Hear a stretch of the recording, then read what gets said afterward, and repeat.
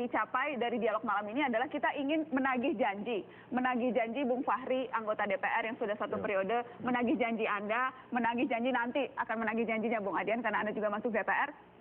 Apa yang sudah Anda lakukan dengan beban sebagai aktivis pergerakan? Apa yang sudah dilakukan dan bagaimana kita bisa memastikan Anda akan terus melakukan itu karena Anda semuanya ingin terpilih lagi? Kalau semua kita evaluasi ke belakangnya, sebetulnya kita on the right track dalam transisi kita, ya. Constitutional reform, ini semua tuntutan mahasiswa juga, amandemen 4 kali konstitusi kita menjadi konstitusi demokratis, ya. Di situ human right dan sebagainya itu sangat dilindungi. Di bawahnya lahir undang-undang yang begitu banyak yang juga melindungi warga negara. Muncul institusi yang lebih profesional. Dan ini terjadi di seluruh Indonesia. Secara transisional ini sudah baik. Semua tuntutan kita itu sebagai mahasiswa sebetulnya sudah diselenggarakan oleh negara. Belum tentu ada yang setuju. Anda setuju tidak dengan itu? Yang baik itu kualitas kehidupan Fahri Hamzah. Bukan nasib kejelasan bagaimana dengan orang tua dan anak-anaknya. Saya belum nyampe ke situ. Ya. Nanti akan sampai ke situ. Jadi... memang yang absen dari transisi ini adalah leadership yang mencoba untuk mengajak kita semua dalam satu perasaan bersama tentang transisi ini, lalu menoleh ke belakang untuk mengakhiri hal-hal yang kita sengketakan di masa lalu, gitu. Kemungkinan yang menyelesaikan masalah adalah permaafan, ya.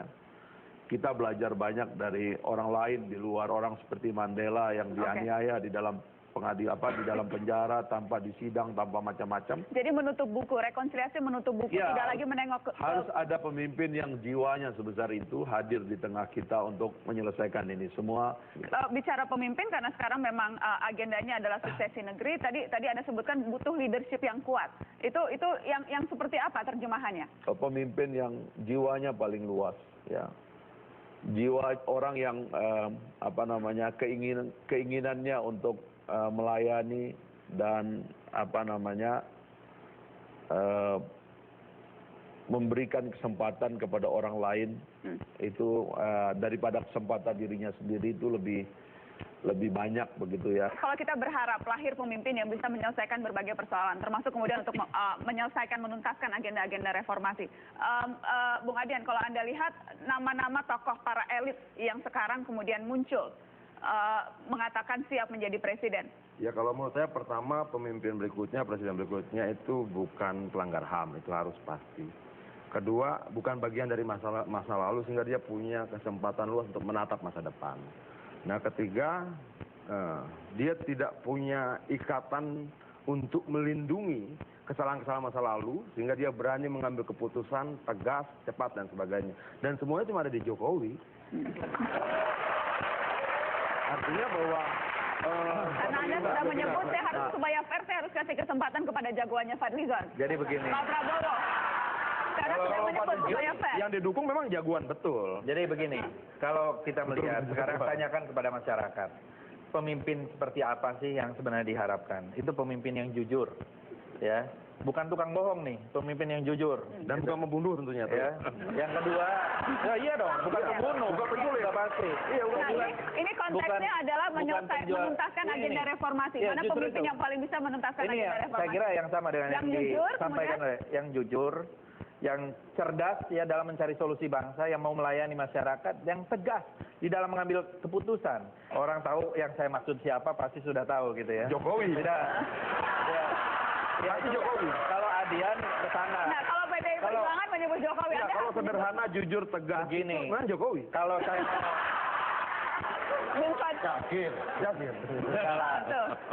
Kalau orang sudah berjanji di depan Tuhan aja itu namanya udah tidak jujur, udah. Loh, janji Jokowi. Saya tidak ingin menjadi ajang kampanye, tetapi belum lagi ya. Saya contoh nih. Najwa harus dikasih di tempat. Contoh. Kalau mau ngomongin itu, satu, tidak jujur ya. kemudian kasus-kasus juga masih banyak, bukannya tidak ada, gitu. Kemudian lagi ditambah-tambah kasus-kasus yang lain, yang harus dijawab kepada masyarakat. Jadi pemimpin itu pasti tidak ada yang sempurna. Kalau tadi ada kekhawatiran ada ikatan masa lalu yang akan bisa membuat Siapa yang tidak ada ikatan masa lalu? Siapa saya tanya yang tidak ada ikatan masa lalu? Semua kita ada ikatan masa lalu. Ya, masa lalu yang kelam, penculikan misalnya. Apa? Masa lalu yang kelam. Nggak ada, Pak Prabowo tidak terlibat penculikan, tidak terlibat pelanggaran hak asasi manusia. Tidak ada terlibat.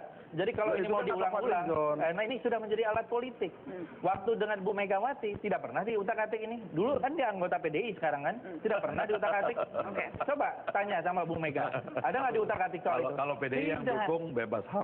Kalau PDI yang dukung bebas HAM, karena ini tidak bersamaan lagi, kemudian diangkat-angkat ini, gitu.